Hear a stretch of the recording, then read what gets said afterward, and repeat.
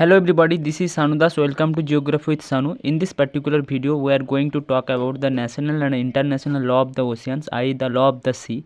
So first of all, हम जानेंगे कि लॉ ऑफ द ओशियंस क्या होता है।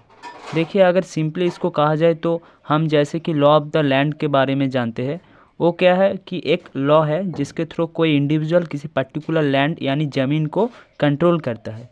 ठीक इसी तरह लॉ ऑफ ओशियन है जो फर्स्ट डेवलप किया गया 1982 में यूनाइटेड नेशंस के थ्रू, जिसको UNCLOS कहा जाता है, यानी United Nations conventions on the law of the sea. और ये लॉ ये कहता है जो कंट्री ओशियंस के साथ बॉर्डर शेयर करता है उसका एक पर्टिकुलर ओशियंस के एरिया, उस एरिया तक ही वो सी और ओशियंस की मिनरल्स और resources and others sea activities में दावेदार होंगे।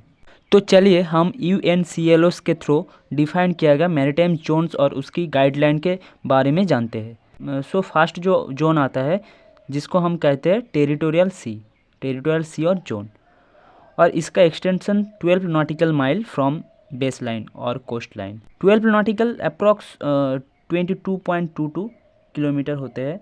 1 nautical mile equal to 1.82852 kilometre होते हैं। टेरिटोरियल सी और जोन जो होता है उसके ऊपर कोई कंट्री की जिन स्टेट होंगे उस टेरिटोरियल सी के ऊपर उसकी पूरी सोवरेनिटी होगी। पूरी सोवरेनिटी मतलब पूरा कंट्रोल होगा। और जब कोई स्टेट का शिप इस एरिया में आएगा तो उसका जो स्टेट उस टेरिटोरियल सी के कंट्रोल करेगा लॉ को फॉलो करना पड़ेगा। कोई लॉ तोड़ता है तो उसी स्टेट उसको सजा भी दे सकता है। ओशियन में भी नहीं यार, स्पेस में भी ये सेम लॉ काम करता है। मतलब कोई एयरक्राफ्ट घुसने के लिए भी उसी कंट्री का और उसी स्टेट्स का रूल्स एंड रेगुलेशंस को फॉलो करना पड़ेगा। तो ये है टेरिटोरियल सी। और इसके बाद जो जोन है वो है कॉन्टिजियस जोन, जिसका एक्सटेंशन है बेस लाइन से 24 नॉटिकल माइल और टेरिटोरियल सी से अप्रॉक्स 12 नॉटिकल माइल। और इसमें कुछ लिमिट आ जाता है। जैसे जैसे जोन्स बढ़ते जाते हैं स्टेट्स की और सरकार की कंट्रोलिंग पावर भी कम होते हैं। तो अब हम जानेंगे इस जोन में लॉ क्या है। तो इस जोन में स्टेट्स की लॉ तो कायम रहेगा बट कुछ लिमिटेशन भी रहेंगे। स्टेट्स ये लॉ केवल कस्टम्स, इमिग्रेशंस एंड सैनिटेशंस रेगुलेशंस के ऊपर लॉ बना सकता है।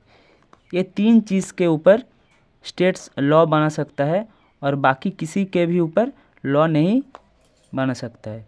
लेकिन इसमें एयर स्पेस में भी कोई जुराडिक्शंस नहीं होते टेरिटोरियल जोन की तरह। एक पॉइंट ध्यान में रखना है। और अब जो मैरीटाइम जोन है वो है EEZ यानी एक्सक्लूसिव इकोनॉमिक जोन, और इसका जो एक्सटेंशन होते हैं 200 nautical mile from the base line. अब बात आता है कि स्टेट्स इसके ऊपर सोवरेनिटी रख सकते हैं, तो आंसर है नहीं। स्टेट्स इस जोन के ऊपर कोई सोवरेनिटी नहीं रख सकते हैं, यानी कंट्रोल नहीं होती स्टेट्स की। लेकिन स्टेट्स इसके रिसोर्सेज यूज़ कर सकते हैं। रिसोर्सेज मतलब फिशिंग एक्टिविटी और अदर्स रिसोर्सेज जो कि हमें सी से मिलते हैं, ऑयल, मिनरल्स, ये सब। और इसमें भी एयर स्पेस में भी कोई जुराडिक्शन नहीं होती। लेकिन कोई अनदर कंट्री की शिप इसमें घुस जाता है तो उसके ऊपर स्टेट्स और कंट्री के रूल्स एंड रेगुलेशंस के मुताबिक उसको पनिशमेंट। और एक्सक्लूसिव इकोनॉमिक जोन के बाद जो जोन है उसको हम कहते हैं हाई सी। और हाई सी किसी भी स्टेट्स और कंट्री की राज में नहीं होते और कंट्रोल में नहीं होते हैं, वो यूनाइटेड नेशंस के कंट्रोल में होते हैं। ये है हाई सी। और अब हम बात करेंगे कॉन्टिनेंटल शेल्फ के बारे में। कॉन्टिनेंटल शेल्फ क्या होता है? Continental shelf also known as sea bed. ये gentle sloping continental margin toward the sea. इसका एक्सटेंशन क्या होता है? इसका extension up to 200 nautical mile from base line. So same तरह वो EEZ का जो एक्सक्लूसिव इकोनॉमिक जोन का एक्सटेंशन है उसी तरह सेम है कॉन्टिनेंटल शेल्फ की एक्सटेंशंस। और इसका रिसोर्सेज सब स्टेट्स भी यूज़ कर सकता है, के साथ कॉन्टिनेंटल शेल्फ जुड़ी हुई है। और एक इम्पॉर्टेंट टर्म है जो है इनोसेंट पैसेज, इसके बारे में हम अलग एक पर्टिकुलर वीडियो में जानेंगे।